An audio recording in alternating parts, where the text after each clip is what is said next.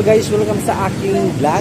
Ayan, first time kong nandito kami ngayon sa poblasyon sa Muntinlupa. Tapos tinatahak namin yung daan pa San Pedro sa may Pasita kasi mag-aalay lakad kami. Nakakatuwa kasi paglabas pa lang namin doon sa compound ng kapatid ko, ang dami nang namimigay ng tubig, candy, tapos tinapay. Nakakatuwa, kaya siya kong buka. Itong mga mga umpok na mga tao, tapos may mga tubig, may mga candy, may pagkain, lahat mga libre yan. Ay, sorry.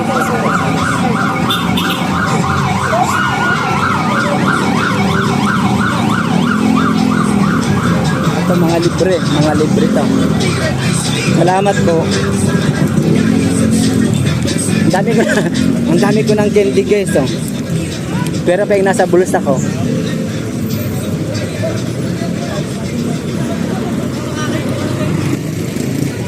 Ito na naman guys, meron na namang nandito pa lang kami guys sa bayan ng sa poblasyon, sa palengke. Ito meron na, hindi pala, akala ko pagkain na naman, mga medical pala to, medical response team, parang ganon.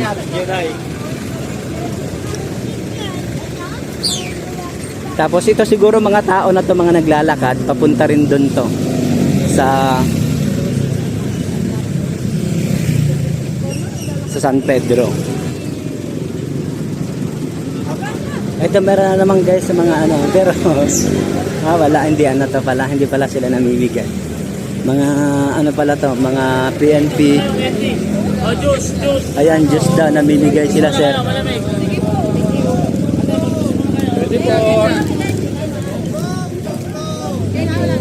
Hindi na lang po.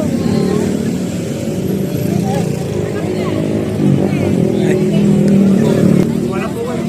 Doon tayo doon.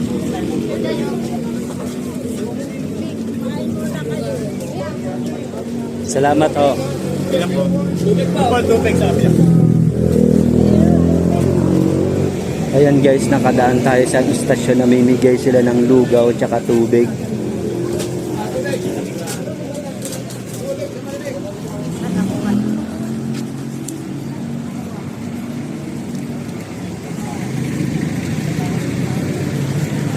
Ang sarap ng lugaw guys.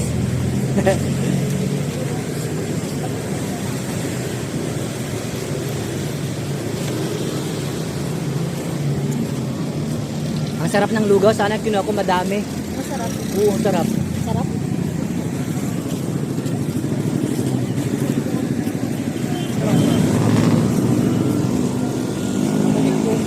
Salamat po.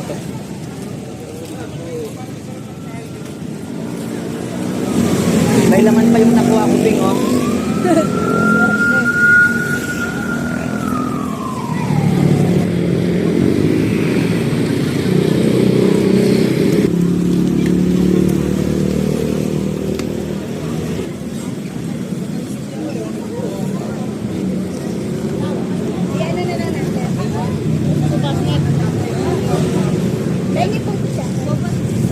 Sopas, 20.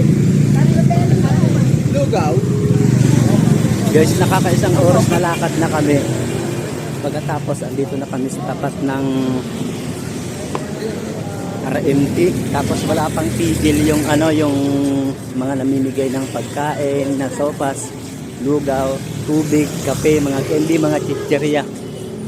Sa mga tao naman na naglalakad, medyo nagnipis kasi medyo maluag yung daan dito. Pero maraming papunta doon sa kay Luluuweng sa Pasita.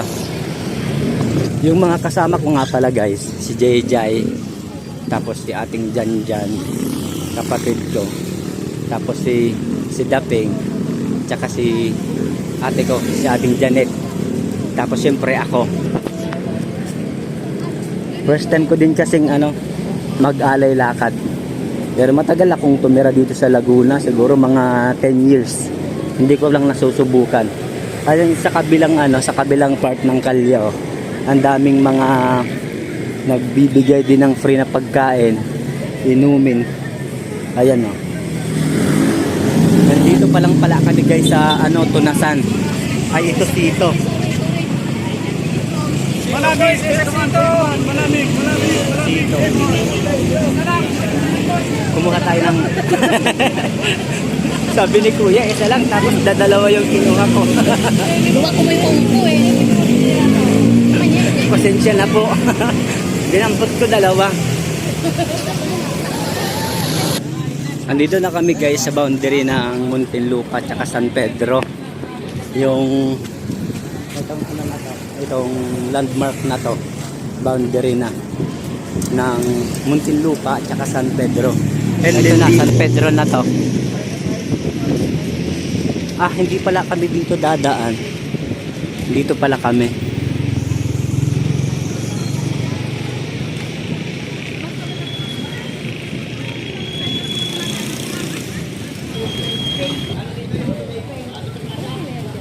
Ilang daya na ba yan?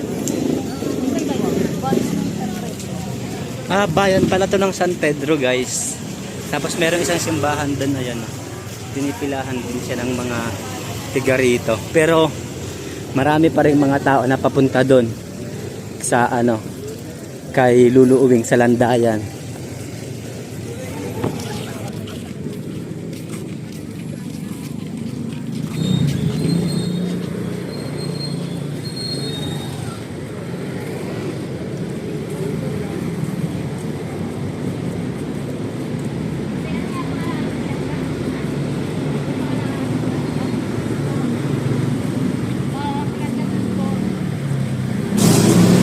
Guys, andito pa rin kami sa San Pedro. Nakakaisang oras at 20 minutos na kaming ano, naglalakad. Andito na to sa part na may papasok ng bayan ng San Pedro, town proper. Itong daanan dito. Tapos yung doon sa kabila, San Pedro pa rin yan, pero yung ibang ano, service road to dito, national road yung nandun sa kabila.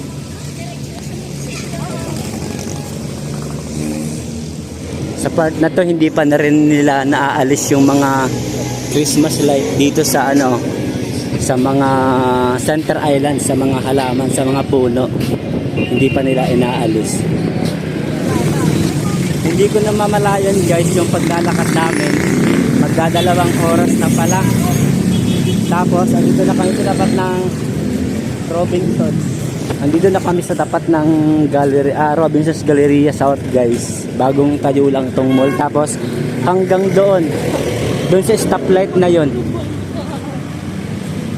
andoon yung ano, yung pupuntahan namin na milagrosong ano, simbahan kay Lolo Uwing.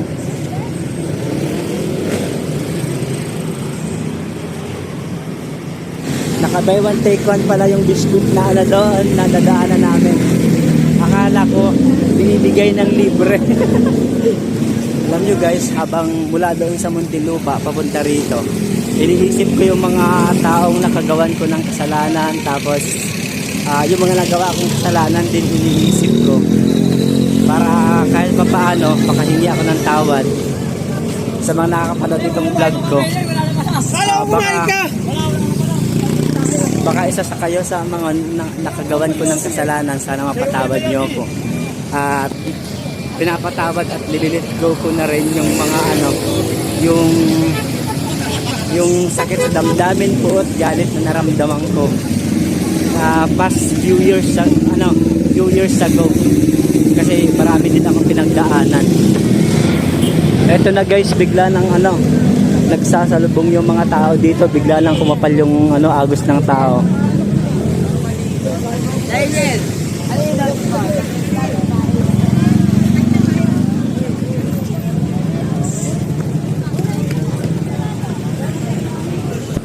May mga sasakyang nagkaka-traffic na sa kabila, tapos dito agos ng mga tao. Tapos kasabay pa ng mga maliliit na tindahan na yung mga tao bumibili ng mga pagkain dahil nagugutom. Pero meron ding mga namibigay pa rin. Ito labasan to. Pagpasok doon sa ano, kay Lulu Uwing, pagpasok ito yung exit. Iikot dito yung labasan. Dito kami lalabas mamaya.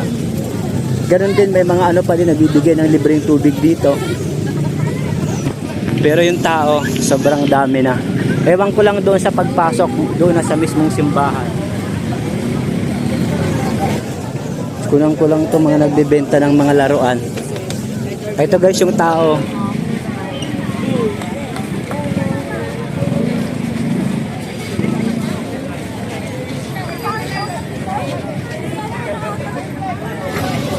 Pagkakait ng Diyos ang magagandang bagay para sa atin. Kaya andito po kami ay naghahayag ng banal na salita ng Diyos upang ang mga tao ay makakaalam sa katotohanan. At ang katotohanan ito ay Guys, hindi lang pala ngayong oras yung puntahan ng mga tao. Mula pa to kaninang umaga. O nung mga nagdaang araw pa kasi ngayon Sige, sige. Holy Thursday na ngayon. Siguro bukas mas maraming mga tao pupunta rito. Merong pila sa kabila. Yan siguro yung pupunta doon kay Lolo Uwing. Kasi dito sa gitna, mabilis yung agos ng tao. Tapos sa kabila, pilahan. Tapos dito sa kabila, mga palabas na yan.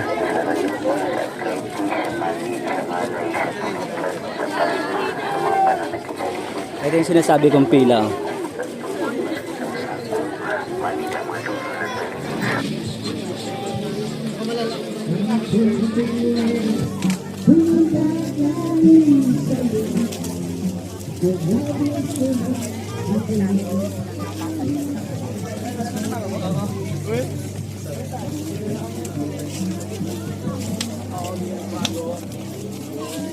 Ayun guys, may pila doon. Yung pila doon papunta kay Lolo Uwing yun. Kaya lang nagsimula siya yung pila doon sa bungad ng kalsada. Hindi kami nakapila doon kasi sobrang haba talaga.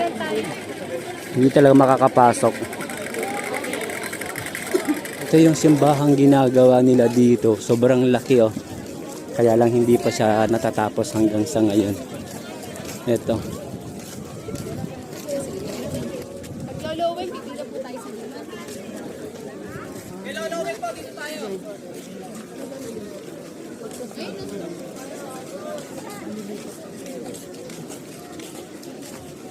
Doon guys yung pila papunta kay Lolo Uwing. Tapos dito sa Station of the Cross. Dito na lang kami pupunta kasi sobrang haba talaga ng pila. Mula doon yung pila sa bungad sa may kalsada. Dito na lang kami pumunta.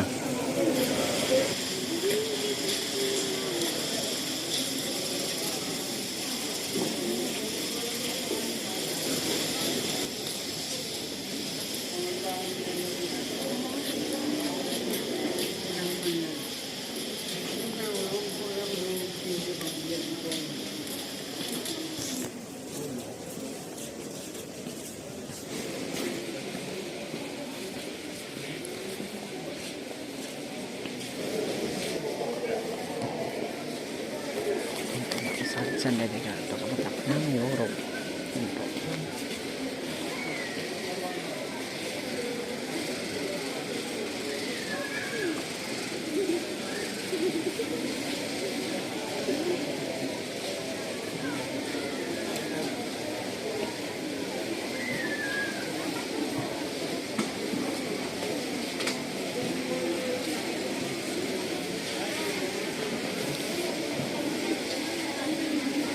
Oh, mayaman ka rin na. Tawaran na po ako.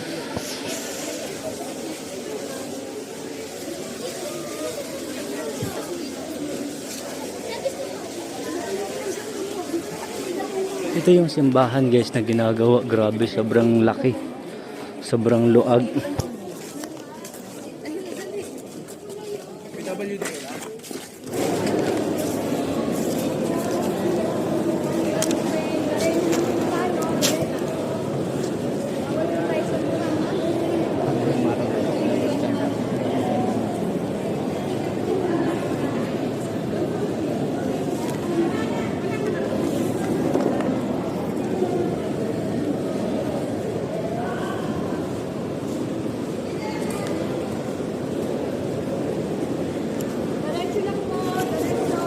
Pwede po makahingi, ma'am?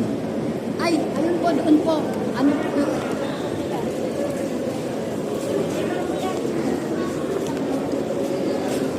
Pwede po makahingi ng bulaklak, Nay.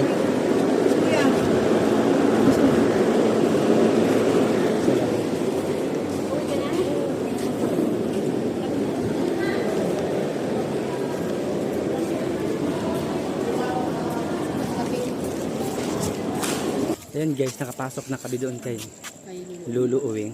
Parang naging banal ako agad. Hingi ng bulak. Hingi ng bulak.